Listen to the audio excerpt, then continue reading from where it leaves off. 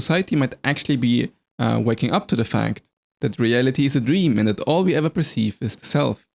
That death isn't the end and that your instance of self is nothing but a permanent, semi-deterministic essence of being. In the coming years, we will have to confront ourselves with the fact that our entire reality model was wrong. The way we thought about death, the way we thought about life, the way we thought about ourselves and our significance in the world. Because right now, everybody's having a meaning crisis where nobody really knows how to orient themselves, which is something that I'm dedicated to help people with. But to realize that you actually don't have to do what your parents tell you to do is very liberating. Because there's a freedom that comes with noticing that all of the resistances that you fight against in your mind are actually a delusion. Not just as an idea of, oh, this is all a dream, but you are actually deluding yourself when you are fighting against somebody in the shower in your head. Like, who are you arguing against? This person is not even there. And this person might even not be thinking or caring about you, but you just care so much. So all of this at the end ties back to Buddhism, which is the idea that you can achieve some sort of realization of no self, where you actually notice that there is no sense of self and that you can therefore transform your experience of life, which from personal experience I can confirm. So when we say awakening, it sounds so esoteric and mystical and magical, but what are we actually waking up from? What are we talking about? Well, we are waking up from a dream reality that we thought was the actual reality. If you believe that this matrix framing of existence is true, then it really changes how you engage with everything. But if you think that this is just some esoteric madness, well, then of course you will stay asleep and you will not notice that you've been running a simulation in your head. So what I'm actually saying is that the dream reality is the idea that you are fundamentally a human in a society living on Earth, thinking that what you perceive as real is true in some absolute sense. That all of the pain, all of the discomfort, all of the suffering you experience is yours. Which it isn't.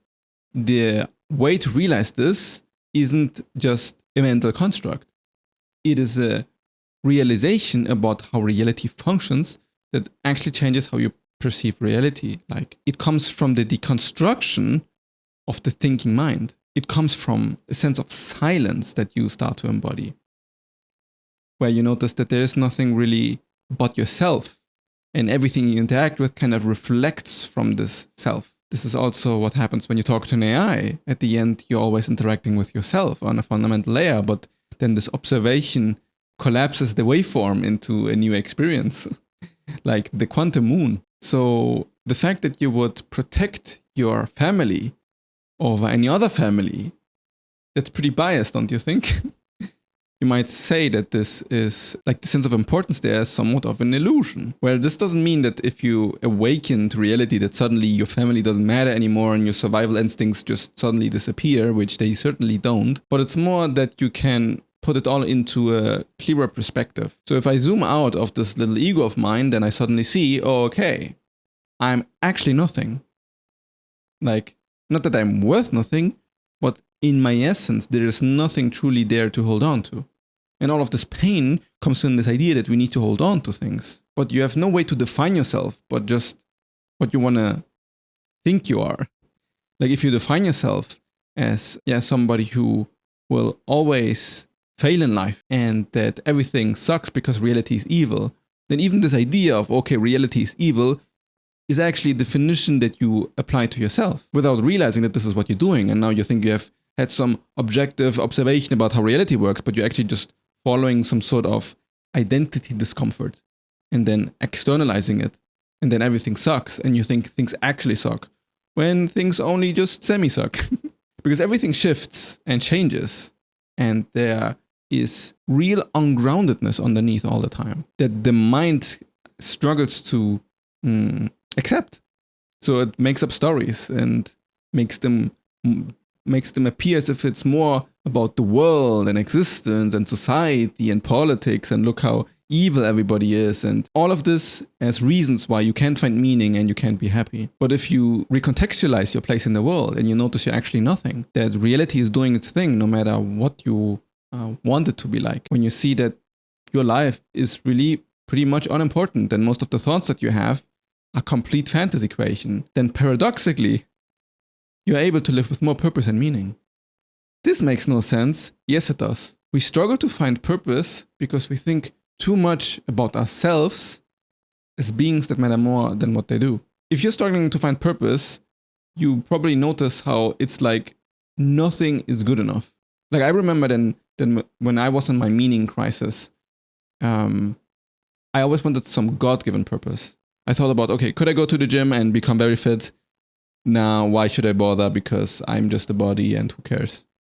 It doesn't feel really meaningful. Like some people say to themselves, okay, let me get super popular with the ladies, and then I become super ripped, and then this is where my meaning comes from as some sort of self-validation. But I didn't have this mechanism at the time, at least not with working out. And then, okay, let me get rich and let me have a ton of money, but who cares about money? And money is evil, and only superficial people care about money, and why should I bother?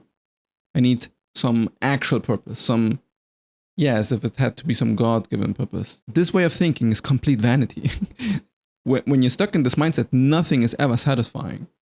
So then, you waste your time mucking around, doing absolute nothing, but feeling completely unsatisfied, when there's actually a tiny voice inside of you that says, I have potential for so much more, and I would actually like to create something in this world. So when you start to loosen up this part of your brain that tells you that you need some grandiose hero's journey purpose and become like super,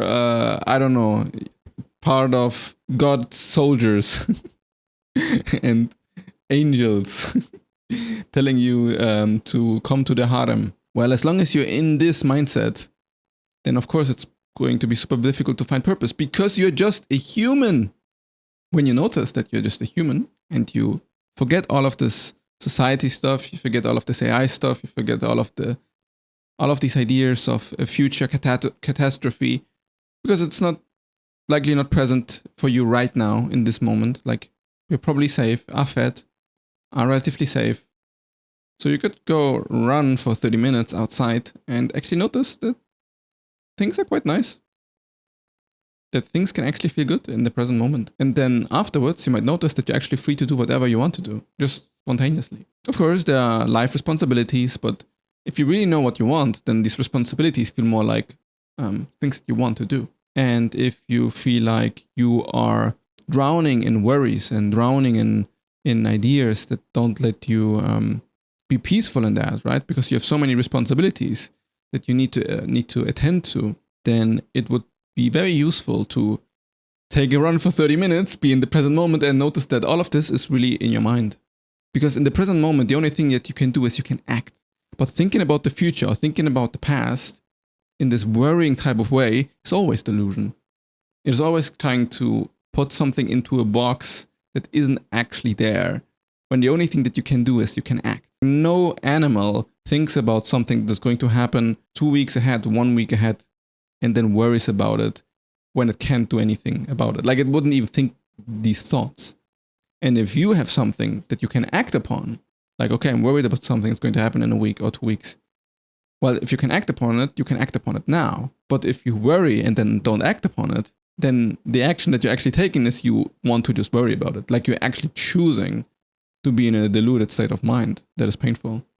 And I'm not saying this as some sort of, it's your responsibility. It's more that your mind is playing a very mean trick on you. So if you awaken to the fact that you are a tiny little thing with immense potential, because this nothingness that you are, for some weird reason, has hands that can actually transform its environment, and then from this, zooming out, multiple consciousness collective perspective, you zoom in again, and you recontextualize everything, you can start to notice that, you are pretty powerful.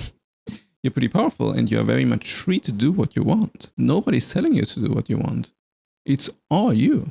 And awakening is, more than anything else, a sense of agency. Because once you notice that you've been stuck in dreamlike patterns, then it's not really about escaping reality, but to swim with it. It's seeing clear enough to actually participate in it. You're not watching this happen. You are what is happening. And within this, you can realize how powerful you are.